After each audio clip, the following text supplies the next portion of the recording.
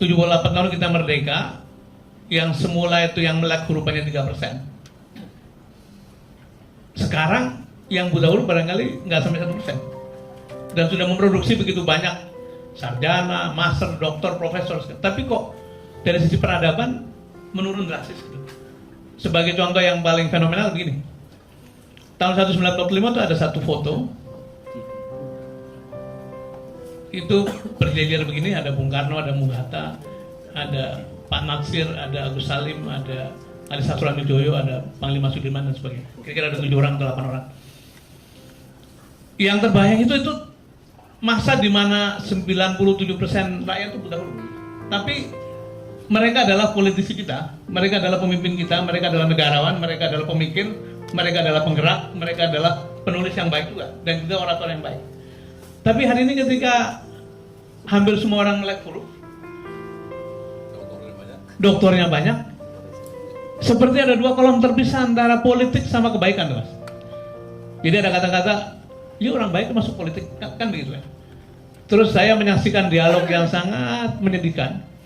Seorang politisi itu dengan enteng ngata-ngata yang di depan itu para cendekiawan.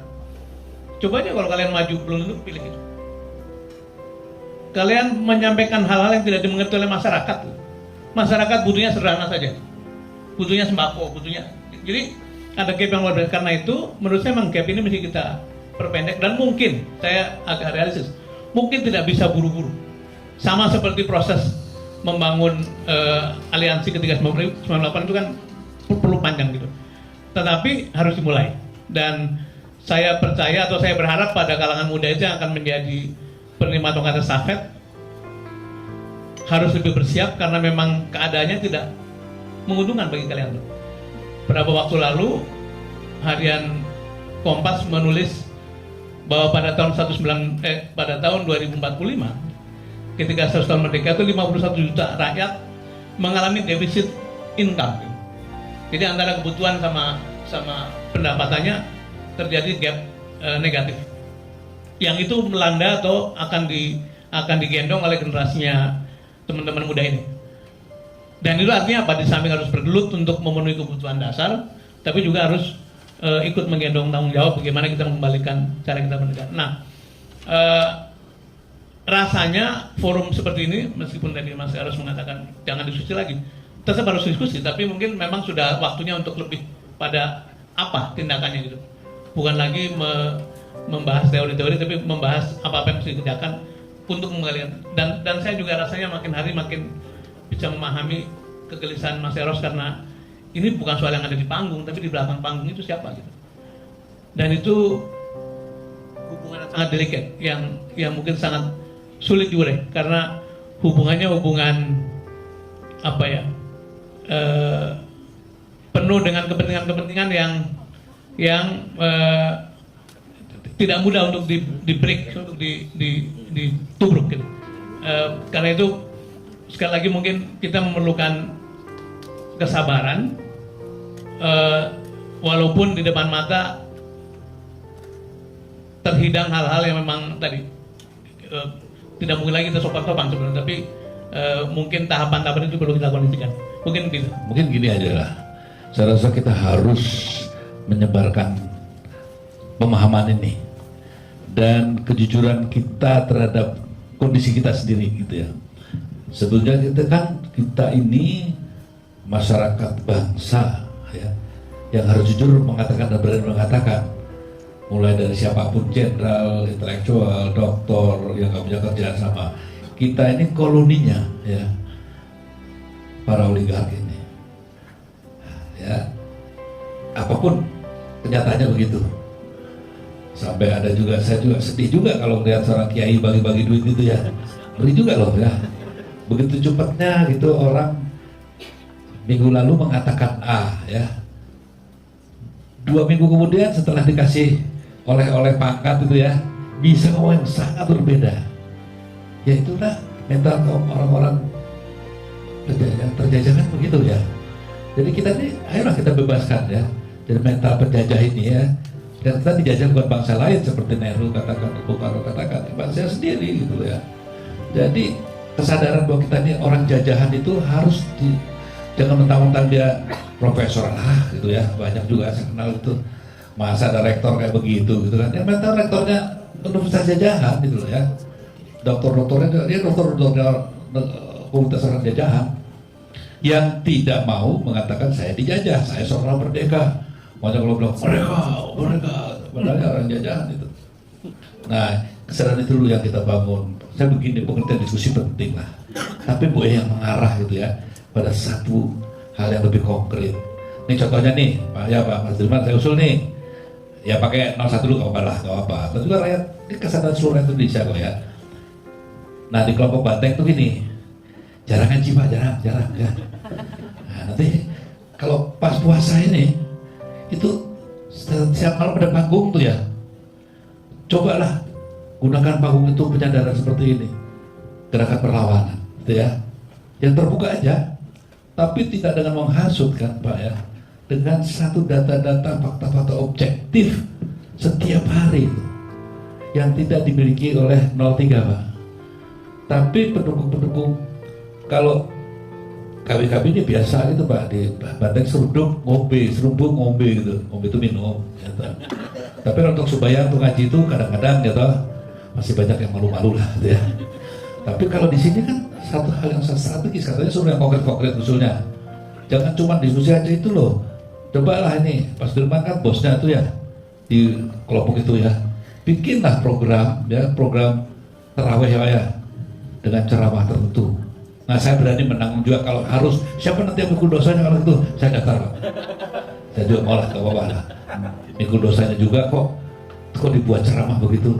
Karena saya yakin Tuhan gak suka Pak sama kedoliman itu ya. Dan rasa Tuhan juga memerintahkan umatnya yang taat itu membebaskan yang dari segala bentuk penjajahan dan penghinaan terhadap kemanusiaan, sehingga tarawih itu sangat strategis untuk melakukan gerakan itu. Saya setuju Pak, kita sabar, tapi kesabaran itu terlalu lama. Kesabaran itu sudah kita rasakan 15 bahkan 10 tahun yang lalu yang lebih konkret ya. Jadi kesabaran revolusioner itu yang saya harapkan, artinya menyusun gitu ya, kayak Jumur itu menyusun tiap hari, cuman hobinya sama kelompoknya aja Pak. Yang ditawarkan sama Mbak kita tidak diperhatikan. Ini seluruh elemen bangsa. Percayalah, banyak itu para tentara-tentara atau TNI itu yang gelisah juga sama kayak kita. Cuman nggak berani karena dipecatnya konkret Pak. Ya, ada pejabat tertentu dari kepolisian, dia buka sedikit melanggar diganti Pak besoknya. Ya, konkret. Nah tapi the silent majority sekarang bisa kita katakan silent majority ya. Banyak juga itu di TNI yang bayangin ya, dia sudah merasa ini giliran gue nih gitu ya. Tiba-tiba ada kelasnya yang 3 di bawah langsung naik. Apa itu nggak dongkol Pak? Jadi ada yang namanya seperti bara dalam sekam itu sekarang ya. Saya rasa juga banyak kok gitu kan. Kayak tidak tahu itu maaf saja, mungkin banyak yang di bawah gitu ya. Tapi juga ada kaum intelektual ataupun para petinggi juga yang karena lidahnya terlalu panjang gitu, dia juga berani mengatakan apa-apa kecuali memuji setinggi langit ya. Saya sih terus terang saja kalau saya disuruh jelekin Pak Jokowi, ya pilih-pilih lah, karena ada juga yang dikerjakan yang baik ya.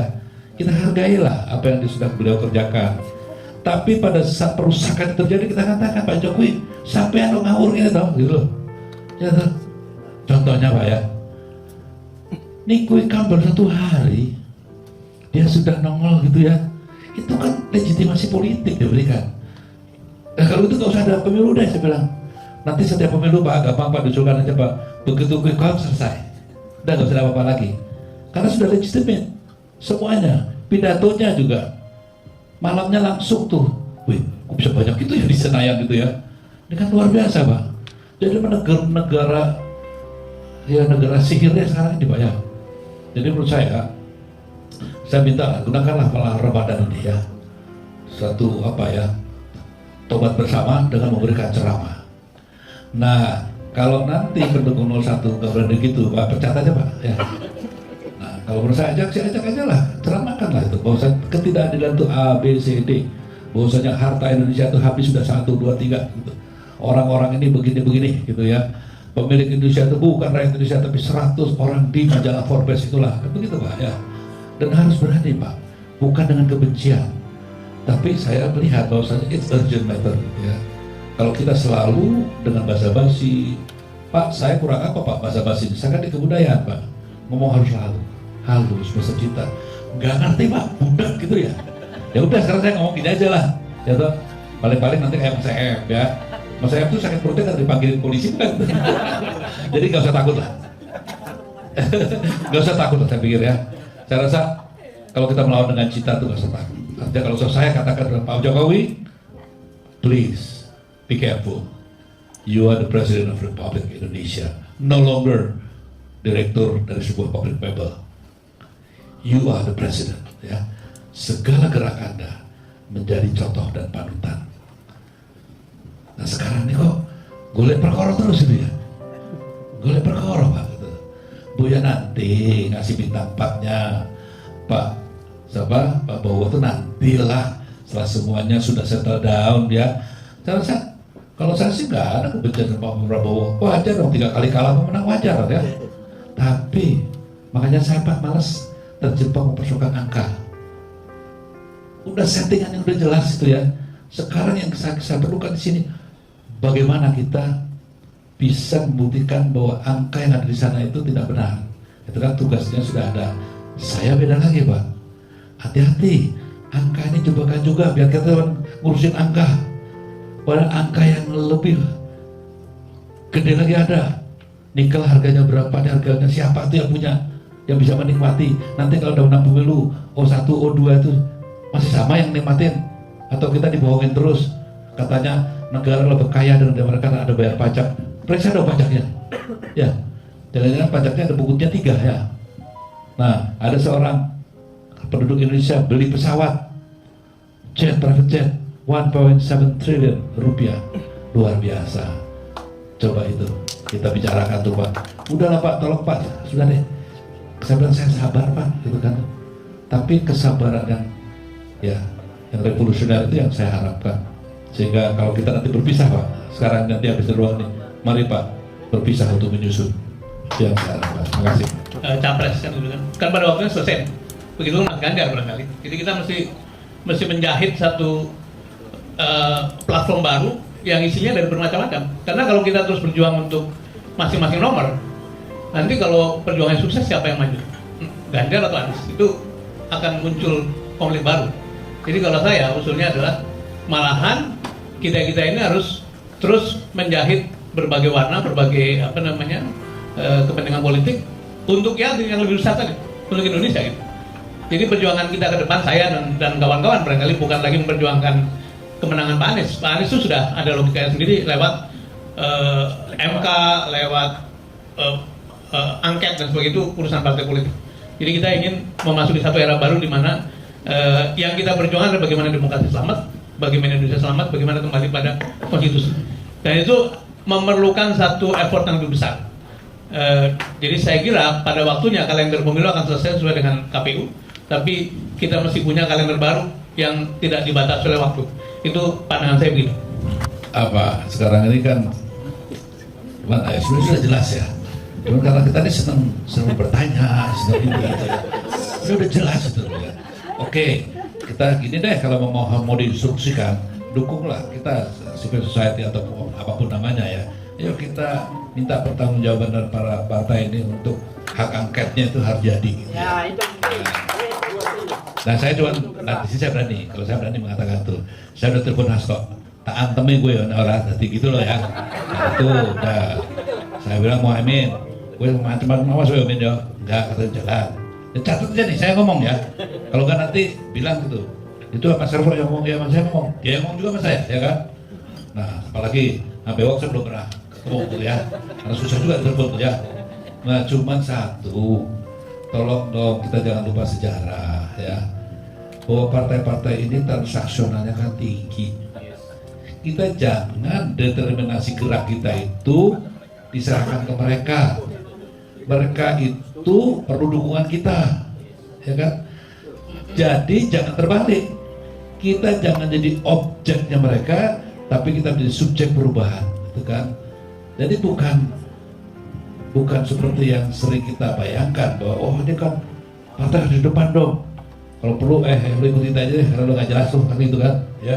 Artinya begini loh, be realistik aja lah ya. Bayangkan seorang lu maki-maki Jokowi kayak apa? Dikasih menteri langsung, Pak Jokowi hebat luar biasa, ya. Wah, jiwanya kayak malaikat, bisa gitu ya. Masih mau percaya?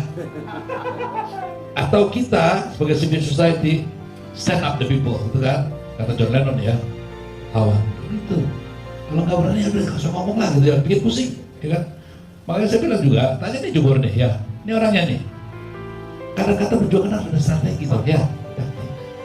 Saya suruh ngelepas dia nih, buru-buru tuh kan gue yang ngelepas di Bandung harusnya ya. Tapi strateginya nggak jelas.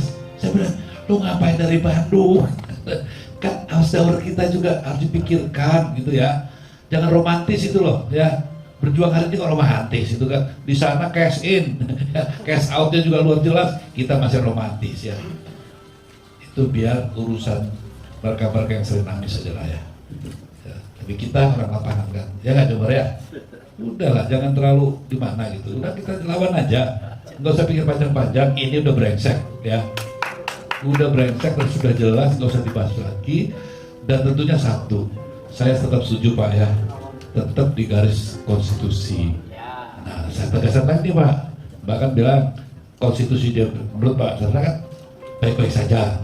Nah, dalam hal ini mungkin kita harus berbeda sedikit, karena buat saya konstitusi sekarang ini kan jangan lagi bilang tetap 45 dong. Kalau konsisten ya, konstitusi 2002 kan itu yang enak benernya ya.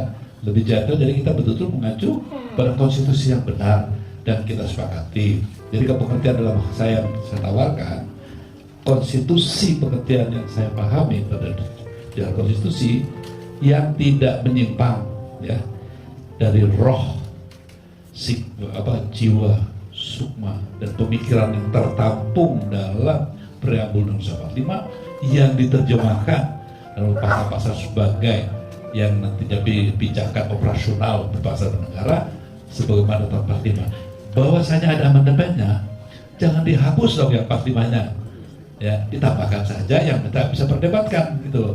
Tapi kalau sekarang kan sudah dihapus, jadi nggak ada lagi. Menurut saya udah nggak lagi tuh. 45 udah nggak ada lagi. 2002. Kenapa kita tidak berani mengatakan itu? Nah, bagi saya itu pun masih ada masalah. Tapi udahlah, itu nanti perdebatan nanti. Cuma satu hal yang saya harapkan sekarang begini. Saya rasa Pak teman saya punya akses, saya punya akses juga. Ayolah sama-sama kita ya. Nanti kita seperti Pak Sandra bilang dan seluruhnya ya, Polri kayak TNI kayak gitu ya, banyak nggak usah khawatir deh. Nggak usah khawatir deh. Sekarang ini ya kan, ya orang lagi lucu-lucunya diam aja dulu lah ya. Tapi wait, the game not over yet.